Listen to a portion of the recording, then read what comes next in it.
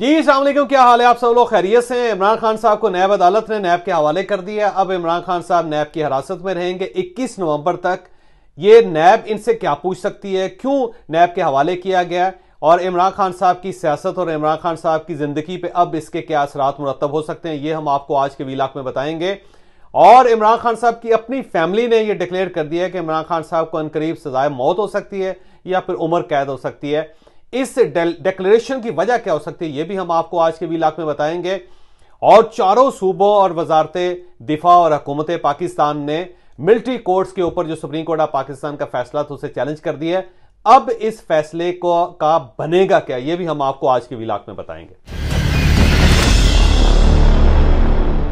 हम सबसे पहले मिलिट्री कोर्ट्स की तरफ आते हैं। आपको याद होगा कि सुप्रीम कोर्ट ऑफ पाकिस्तान के 5 रुकनी बेंच ने आज से कुछ अर्सा पहले मिलिट्री कोर्ट्स को गैर कानूनी करार दे दिया था और हुकूमत पाकिस्तान को कहा था कि जितने लोग इस वक्त आर्मी की तहवील में हैं उन सब के केसेस रोक दिए जाएं और उन सब के केसेस को सिविलियन कोर्ट्स में पेश किया जाए, और अब सिविल अदालत ही उनके फैसले करेगी। और इसके साथ साथ उस फैसले में यह भी डिक्लेयर कर दिया गया था कि जितने फैसले मिलिट्री कोर्ट्स ने माजी में किए हैं वो सब भी कालअदम करार दिए जाते हैं। एक बड़ा फैसला था जिसके बाद यूं महसूस होता था कि सुप्रीम कोर्ट ऑफ पाकिस्तान और उसके साथ साथ मिलिट्री एस्टैब्लिशमेंट आमने सामने है, और अब इन दोनों के मामला साथ साथ नहीं चल सकेंगे और अल्टीमेटली दोनों अदारे एक दूसरे के साथ टकराव पे मजबूर हो जाएंगे। अब कुछ अरसे के बाद, तवील गौर-ओ-गौस के बाद यह फैसला किया गया कि अब इस फैसले को सुप्रीम कोर्ट ऑफ पाकिस्तान में चैलेंज किया जाएगा और इस दरख्वास्त की पैरवी करने के लिए प्राइवेट वकला की मदद हासिल की जाएगी। अब सरकारी वकील इस केस को नहीं लड़ेंगे और उसके लिए बड़े बड़े वकला के बारे में सोचा गया कि उनको बाकायदा फीस दे के उन सबको हायर किया जाएगा और वो सब जाके सुप्रीम कोर्ट ऑफ पाकिस्तान में केस लड़ेंगे। इसमें ख्वाजा हारिस साहब का नाम भी आ रहा है, फिर अहमद बलाल सूफी साहब का नाम भी आ रहा है, और इनके साथ साथ कुछ ऐसे वकला भी हैं जो इंटरनेशनली बड़े माने परमाने से समझे जाते हैं। तो मेरा ख्याल यह है कि अब सुप्रीम कोर्ट ऑफ पाकिस्तान के अंदर हुकूमत पाकिस्तान ने बाकायदा लड़ाई लड़ने का फैसला कर लिया है। और अब आज की ताज़ा तरीन खबर यह है कि सुप्रीम कोर्ट ऑफ पाकिस्तान के अंदर ये जो फैसला था उसके खिलाफ एक नजरसानी दरख्वास्त दायर की जाएगी, और ये नजरसानी दरख्वास्त जो है चारों सूबों की तरफ से दायर हो रही है, फिर इसके साथ साथ वजारत दिफा की तरफ से दायर हो रही है और फिर हुकूमत पाकिस्तान की तरफ से दायर हो रही है। और ये एक बड़ा फैसला है क्योंकि सबका ख्याल ये था कि शायद वज़ीर आला सिंध ये फैसला ना कर सकें, वो ये दरख्वास्त दायर ना कर सके क्योंकि वो खुद जस्टिस रहे हैं, खुद वो जज रहे हैं, और एक जज की तरफ से, साबिक जज की तरफ से इस किस्म के फैसले को चैलेंज करना, इसकी मिसाल इससे पहले नहीं मिलती। तो सबका ख्याल ये था कि शायद निगरान वज़ीर आला सिंध की तरफ से इस किस्म की कोई मूव ना हो, लेकिन वो भी ज़ाहिर रजामंद हो चुके हैं, उन्होंने भी इस पर दस्तखत कर दी है। अब ज़ाहिर है ये केस चलेगा, और मेरा ज़ाती ख्याल ये है कि अब ये एक ऐसी सिचुएशन होगी जिसमें सुप्रीम कोर्ट ऑफ पाकिस्तान ने एक रास्ता लेना होगा। अब सुप्रीम कोर्ट ऑफ पाकिस्तान के पास 2 रास्ते। एक रास्ता तो ये है कि ये जो 5 रुकनी बेंच का फैसला है, जो 4 और बाय 1 के से ये फैसला सादर हुआ था, इसको इसी तरह चलने दिया जाए और एक नया बेंच बनाया जाए जो 7 रुकनी हो कम अज कम, क्योंकि काजी फाइज ईसा साहब के आने के बाद ये फैसला हो चुका है कि जब भी कोई इस किस्म का सुप्रीम कोर्ट ऑफ पाकिस्तान का फैसला होगा तो उसके खिलाफ नजरसानी अपील दायर की जा सकेगी, और वो जो अपील होगी वो उससे बड़ा बेंच सुनेगा। मसलन अगर फर्ज करें कि 5 रुकनी बेंच ने फैसला किया तो जो नया बेंच होगा वो या 6 रुकनी होगा या फिर 7 रुकनी होगा। और अमूमन क्योंकि सुप्रीम कोर्ट ऑफ पाकिस्तान के अंदर जब भी इस किस्म का फैसला चैलेंज होता है या कोई बेंच बनता है तो उसकी हैयत इस तरह होती है कि दोनों तरफ इक्वल ना हो। मसलन अगर फर्ज कर लें कि अगर 4 लोगों का 4 जजेस का बेंच बनेगा और वो फिर अगर दोनों जज जो हैं, 2 जज एक साइड पे होंगे, 2 जज एक साइड पे होंगे, तो फिर फैसला टाई हो जाएगा, जो जाहिर है supreme court of Pakistan afford नहीं कर सकते। सेम इसी तरह अगर 6 रुकनी बेंच बनेगा तो फिर उसके अंदर भी टाई होने के चांसेस बढ़ जाते हैं। इसलिए हमेशा जो सुप्रीम कोर्ट ऑफ पाकिस्तान के बेंचेस बनते हैं वो ताक अदद में बनते हैं, या वो 3 होते हैं, या फिर वो 5 होते हैं, या फिर वो 7 होते हैं, या फिर वो 9 होते हैं, या फिर वो 13 होते हैं, और या फिर इस तरह वो 17 होते हैं। तो ज्यादा गालिब इम्कान ये है। तो ये जो फैसला हुआ था ये क्योंकि 5 रुकनी बेंच था और उसमें 4 जजेस एक साइड पे थे और 1 जज दूसरी साइड पे था, इसके लिए जो नजरसानी बेंच बनेगा वो 7 रुकनी होगा। और अब नए कवानीन और नए ज़ाब्तों के तहत उस 7 रुकनी बेंच के अंदर ये 5 जो जजेस हैं वो शामिल नहीं होंगे। लिहाजा अब जो अपील होगी उसे 7 रुकनी बेंच सुनेगा और उस बेंच में ये जो पहले 5 जजेस है वो शामिल नहीं होंगे। अब जो नया बेंच होगा उसके पास फिर 2 ऑप्शंस होंगे। एक ऑप्शन तो ये होगा कि वो इसी 5 रुकनी बेंच के फैसले को अपहोल्ड कर ले, वो फैसला कर ले कि ये फैसला दुरुस्त है और इसके ऊपर फौरी तौर पर इंप्लीमेंट किया जाए। अगर ये इस किस्म का फैसला किया जाता है तो फिर वाज़ेह तौर पे सुप्रीम कोर्ट ऑफ पाकिस्तान और इसके साथ साथ एस्टैब्लिशमेंट के दरमियान एक लड़ाई शुरू हो जाएगी जो ज़ाहिर सरहद पाकिस्तान अफोर्ड नहीं कर सकता। और दूसरा तरीका यह है कि 7 रुकनी बेंच एक दरमियान का रास्ता निकाले। तो मेरा ज़ाती ख्याल ये है कि एक दरमियान का रास्ता निकाला जाएगा जिससे सुप्रीम कोर्ट ऑफ पाकिस्तान का जो पुराना बेंच है उसके फैसले की तौहीन भी ना हो, वो जो मोअज़्ज़ज़ जजेस हैं उनकी इंसल्ट का किसी जगह अंदेशा ना हो। तो मेरा ज़ाती ख्याल ये है कि इस फैसले के अंदर क्योंकि 2 चीज़ें थी, एक फैसला ये था कि जो 102 लोग जो इस वक्त पीटीआई के गिरफ्तार हैं उनके केसेस जो है सिविलियन कोर्ट्स में चलाए जाने का फैसला किया गया था। दूसरा, जो माजी के अंदर इस किस्म के मिलिट्री कोर्ट्स ने फैसले किए थे उन सबको कालोदम करार दे दिया गया था।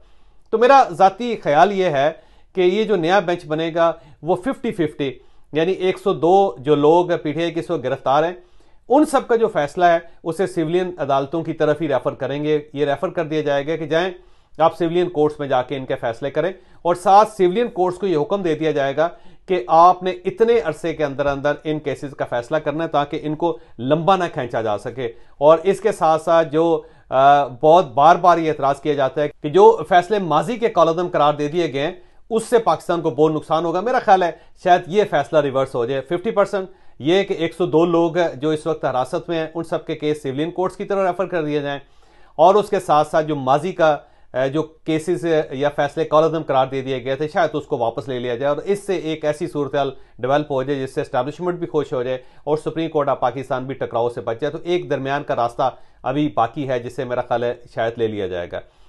अब हम दूसरे इशू की तरफ आते हैं। कल अलीमा खान साहिबा ने मीडिया से खिताब करते हुए ये कहा कि इमरान खान साहब को मेरा ख्याल ये है कि या सजाए उम्र कैद दी जा रही है या फिर उन्हें मौत की सजा दी जा रही है, और साथ उन्होंने ये भी कहा कि डोलन लू जो है सारे मामले में मुलव्वस है और हम अमेरिका जाके उनके खिलाफ केस करना चाहते हैं, और जो इमरान खान साहब का केस है और जो वो लेटर लिखा गया था अमेरिका की तरफ से और जो कुछ इमरान खान साहब की हुकूमत के साथ हुआ जिससे उनकी हुकूमत गिराएगी उसमें अमरीकी सफारतखाना में मुलव्वस है, लिहाजा हम उनके खिलाफ अमेरिका में केस करेंगे। तो पहली बात तो यह है कि अमेरिका के अंदर केस कैसे करेंगे।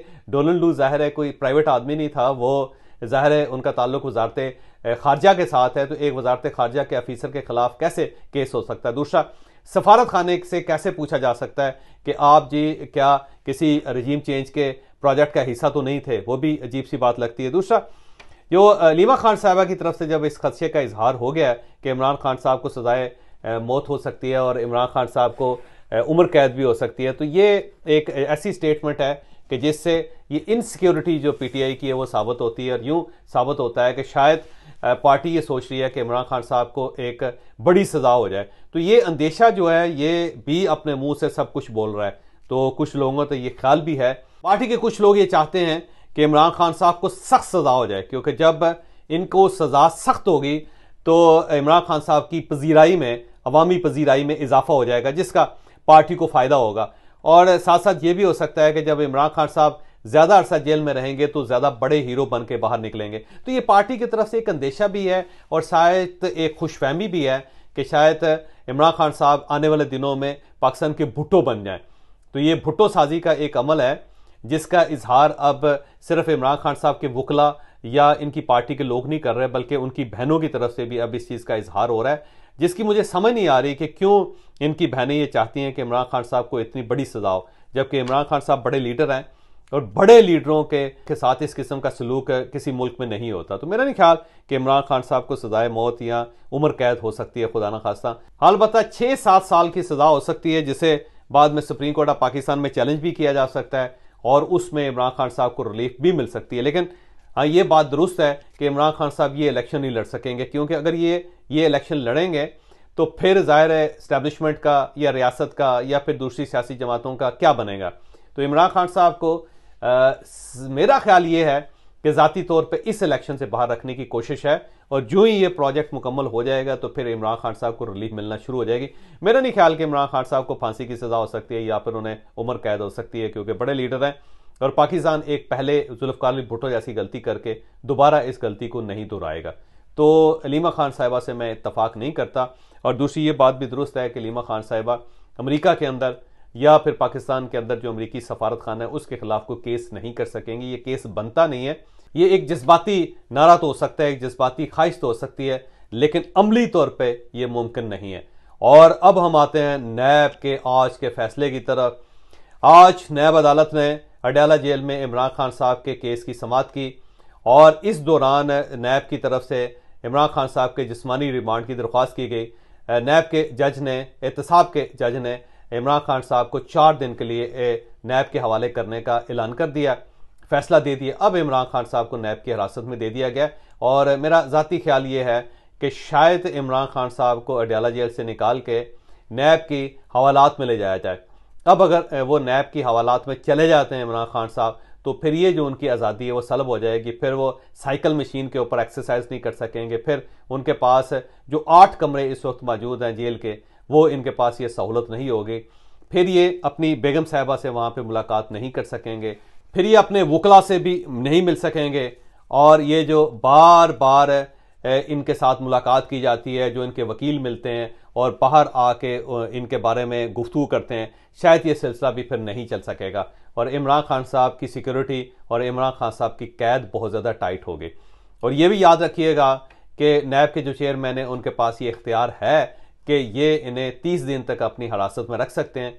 और अगर इन्हें नैब की हिरासत में रख लिया गया 30 दिनों के लिए, तो फिर इमरान खान साहब 30 दिन तो ज़ाहिर अंदर रहेंगे। और उसके साथ साथ चेयरमैन नैब के पास ये इख्तियार हासिल है नए कवानीन के मुताबिक कि ये इनकी जो हिरासत है उसको एक्सटेंड कर सकते हैं। अब अगर इस हिरासत को एक्सटेंड कर दिया गया तो फिर इमरान खान साहब के लिए ज़मानत के रास्ते बंद हो जाएंगे। तो अब क्योंकि इमरान खान साहब के वकला का ख्याल ये है कि हामिद खान साहब सुप्रीम कोर्ट ऑफ पाकिस्तान जा चुके हैं और वहाँ पे साइफर केस के अंदर इमरान खान साहब की ज़मानत हो सकती है। और दूसरा, नैब के जो केसेस हैं उसके मामले में भी इमरान खान साहब की ज़मानत के इम्कानात मौजूद हैं।